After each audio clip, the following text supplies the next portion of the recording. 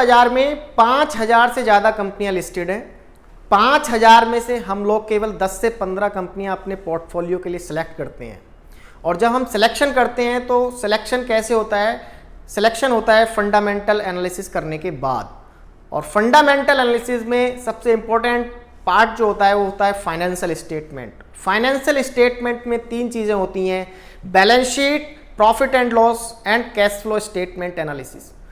अब हम लोग जनरली क्या करते हैं, प्रॉफिट्स देख लिए, अर्निंग्स आ गई, नेट प्रॉफिट्स मार्जिन देख लिए, ऑपरेटिंग प्रॉफिट्स देख लिए, बैलेंस शीट में डेट्स देख लिए, बैलेंस शीट में फिक्स एसेट्स देख ली, लेकिन हम उसके बियॉन्ड नहीं जाते। यानी कि कैश फ्लो स्टेटमेंट को हम जनरली इग्नोर करते हैं, लेकिन हमें कैश फ्लो स्टेटमेंट सबसे प्रायोरिटी पे रखना है, क्योंकि कैश फ्लो स्टेटमेंट आपको बताता है कि आप कहाँ से पैसा कमा रहे हैं, किस जगह से आपके पास कैश फ्लोज आ रहे हैं और किस जगह वो कैश फ्लोज जा रहे हैं।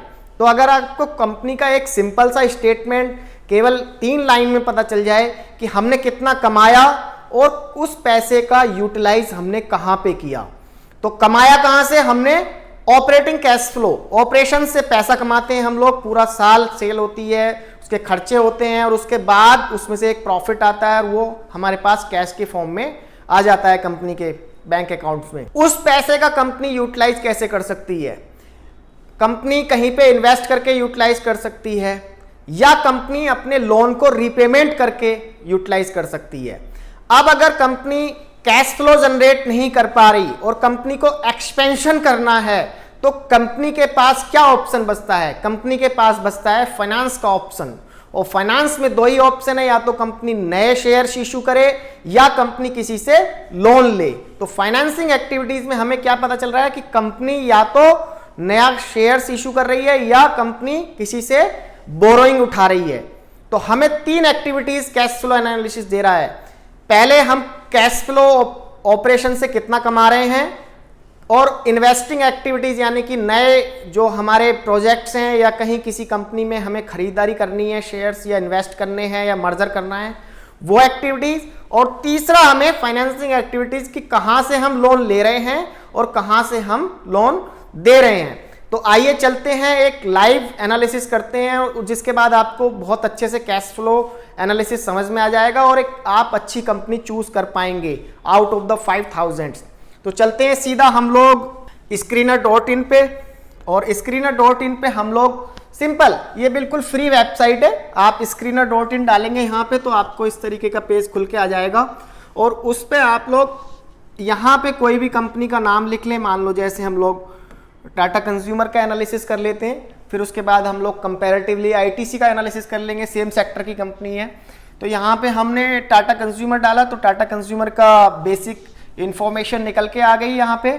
उसके बाद हमारे पास यहाँ पे टैब है, तो चार्ट्स, एनालिसिस वगैरह, यहाँ पे एक टैब आ रहा है कैश फ्लो का। कैश फ्लो पे आप क्लिक करेंगे तो एक स्टेटमेंट निकल के आएगा, इसी को हम लोग कैश फ्लो बोलते हैं, ठीक है। और आपके पास 10 साल की फिगर है, और 10 साल की फिगर वही है जो मैंने आपको 3 कैटेगरी में बताई। 3 कैटेगरी मतलब आपके पास ऑपरेटिंग एक्टिविटीज से कहाँ से पैसा आ रहा है, कैश फ्रॉम इन्वेस्टिंग एक्टिविटी यानी कि इन्वेस्टिंग एक्टिविटीज में आपने पैसा कोई फिक्स एसेट सेल की है तो आपके पास आएगा, और अगर नहीं खरीदी है तो जाएगा। और तीसरी एक्टिविटीज फाइनेंसिंग, यानी कि आपने लोन चुकाए हैं तो आपको पैसे जाएंगे, या अगर लोन नए लिए हैं तो आपके पास पैसे आएंगे। तो यहां पे आपको क्या करना है, सिंपल, कंपनी के पास ऑपरेटिंग एक्टिविटीज से यहां पे हमें 1516 करोड़ रुपए आए हैं 2022 फाइनेंशियल ईयर की बात करें तो मार्च 22 की ये फिगर्स हैं इस समय। और पिछले साल 1656 करोड़ आए थे, इस साल 1516 करोड़ कंपनी ने कैश फ्लो जनरेट किया है ऑपरेटिंग एक्टिविटीज से। लेकिन कंपनी ने उसको यूटिलाइज कैसे किया, कंपनी ने 1317 करोड़ रुपए अपने इन्वेस्टमेंट एक्टिविटीज में खर्च कर दिए, और उसके बाद कंपनी ने 995 करोड़ रुपए फाइनेंसिंग एक्टिविटीज में खर्च कर दिए। अब ये 796 करोड़ का कैश आउटफ्लो हो गया, तो यानी कि ये आपकी बैंक से पैसा चला गया जो आपके पास पीछे रखा हुआ था। तो अब हम इसको और डिटेल में थोड़ा सा एनालाइज करते हैं यहाँ पे प्लस करके। तो यहाँ पे आपको पता चल जाएगा कि ऑपरेटिंग एक्टिविटीज में कहां कहां से पैसा आया, तो मेनली ऑपरेटिंग एक्टिविटीज में कंपनी ने प्रॉफिट फ्रॉम ऑपरेशन, जो एक इंपॉर्टेंट यहां पे टैब है, तो वो 1749 करोड़ रुपए यहां पे कमाए, कुछ रिसीवेबल्स वगैरह। तो मेन इंपॉर्टेंट है आपका ये कि प्रॉफिट्स जो हैं कंपनी ने इंक्रीज किए हैं as compare to last year. तो कंपनी ने एक अच्छा कैश फ्लो यहां पे जनरेट किया है। बात करें तो 1516 करोड़ की, तो हम इसको मानेंगे प्लस पॉइंट, ठीक है, आपको प्लस पॉइंट पे रखना है अगर यहां पे अच्छा जनरेट कर रही है। दूसरी एक्टिविटीज आपकी देख लेते हैं कि फाइनेंसिंग में, इन्वेस्टिंग में क्या किया है। तो यहां पे इन्वेस्टिंग जैसी टैब खोलते हैं तो हमें ये पता चलेगा कि ये 1317 करोड़ रुपए जो खर्चा किया है, 1317 करोड़ रुपए जो इन्वेस्टिंग एक्टिविटीज में खर्च किए हैं वो किस जगह पे किए हैं। तो आप देखिए कंपनी ने फिक्स एसेट परचेज की हैं, ठीक है, कंपनी ने फिक्स एसेट सोल्ड की हैं जी, 27 करोड़ की कुछ फिक्स एसेट सेल की हैं। कंपनी ने कुछ इन्वेस्टमेंट परचेज किए, नहीं, कुछ कंपनी ने इन्वेस्टमेंट सोल्ड किए जी, हाँ, 136 करोड़ कोई इन्वेस्टमेंट उसका होगा किसी कंपनी में, वहां पे उसने सेल कर दिया। तो कंपनी ने क्या किया है, ये जो पैसा गया है, कंपनी का मेन पैसा गया है इन्वेस्ट इन ग्रुप कंपनीज में कुछ 236 करोड़ रुपए, और रिडम्पशन किया है, कैंसिलेशन किए हैं कुछ 11 करोड़ वहां से आए, और एक्विजिशन ऑफ कंपनी यानी कि कुछ नई कंपनीज ली हैं, तो एक प्लस पॉइंट है यहाँ पे। तो 511 करोड़ रुपए कई नई कंपनीज खरीदी हैं कंपनी ने एक, और इंटर कॉर्पोरेट डिपॉजिट में उसने 499 करोड़ किसी और अपनी ग्रुप कंपनीज में जमा किया है डिपॉजिट्स में। तो यहाँ पे मेनली उसका जो पैसा गया है इन 3 जगह गया है। तो ये भी एक प्लस पॉइंट है कि कंपनी नई एक्विजिशंस कर रही है, नई कंपनियां खरीद रही है, तो इसके बाद उसको फ्यूचर में बहुत अच्छे उसकी सेल्स पे इम्पैक्ट आएगा और प्रॉफिट्स पर इम्पैक्ट आएगा। तो हम ये कह सकते हैं कि इन्वेस्टिंग भी प्लस है और कैश फ्लो भी प्लस है ऑपरेटिंग एक्टिविटीज से। तो यहाँ पे अब हमारे पास बचता है कि फाइनेंसिंग में क्या किया। फाइनेंसिंग में जब 995 करोड़ खर्च किए हैं तो वो कहाँ पे किए हैं फाइनेंसिंग में। तो फाइनेंसिंग में आप देखिए जो सबसे इंपॉर्टेंट 2 ही चीजें आपको यहाँ पे देखनी है, वो है बोरोइंग्स में रीपेमेंट और प्रोसीड्स।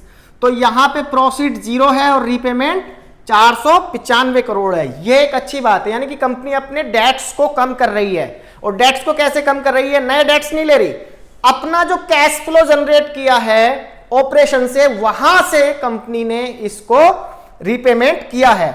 और तीसरा डिविडेंड कुछ पे किया है जो 398 करोड़ का। तो एक कंपनी की लायबिलिटी बनती है कि डिविडेंड्स पे करे, जो भी शेयर होल्डर्स हैं उनको कुछ आउटफ्लो दिया है, उनको कुछ डिविडेंड दिया है 398 करोड़ का। तो अगर हम केवल और केवल कैश फ्लो एनालिसिस की बात करें टाटा कंज्यूमर के, तो यहां पे हमें इस जगह भी प्लस पे नजर आती है। अगर लॉन्ग टर्म एनालिसिस इन्वेस्टमेंट के पर्पज से हम देखते हैं तो यहां पे भी प्लस, यहां पे भी। क्यों? देखिए इस पैसे का बेस्ट यूटिलाइजेशन हो सकता है कि नई नई कंपनियों में इन्वेस्ट करो, या फिक्स एसेट्स में इन्वेस्ट करो, या नए प्लांट्स में इन्वेस्ट करो, यानी कि एक्सपेंशन ऑफ बिजनेस। क्योंकि एक्सपेंशन ऑफ बिजनेस होगा तो कंपनी वहां से और सेल जनरेट करेगी, और सेल जनरेट करेगी तो नए प्रॉफिट्स आएंगे और उससे शेयर होल्डर्स को बहुत फायदा होगा, कंपनी का शेयर ऊपर की तरफ जाएगा। और दूसरा, कंपनी अपने जितने डेट्स हैं अगर उनको कम करती चली जाती है तो उसके ऊपर फिक्स कॉस्ट जो इंटरेस्ट है, लीवरेज है, उसका एक बर्डन कम होता चला जाएगा। तो यहां पे इसलिए ये तीनों जगह प्लस प्लस प्लस है। तो ये आपको ऐसा नहीं देखना कि कंपैरेटिव आप पिछले साल से करें, आपको इंडिविजुअल ईयर को एनालिसिस करना है और पीयर ग्रुप की कंपनी से एनालिसिस करना है। तो आप पता कर पाएंगे कि टाटा कंज्यूमर बेटर है या आईटीसी बेटर है। तो यहां पे मैंने टाटा कंज्यूमर कर लिया, आप आईटीसी खुद से जाके देखेंगे तो दोनों में कंपैरिजन करके आप चूज कर सकते हैं कि कौन सी बेस्ट कंपनी है, आने वाले 5 साल के लिए मुझे इन्वेस्ट करना चाहिए या नहीं करना चाहिए। तो ये फ्रेंड्स मेरी तरफ से था। अगर आपको ये वीडियो पसंद आई तो प्लीज़ लाइक कीजिए और अपने फ्रेंड्स के साथ शेयर कीजिए, और प्लीज़ इस चैनल को सब्सक्राइब करना ना भूलें। Thank you very much.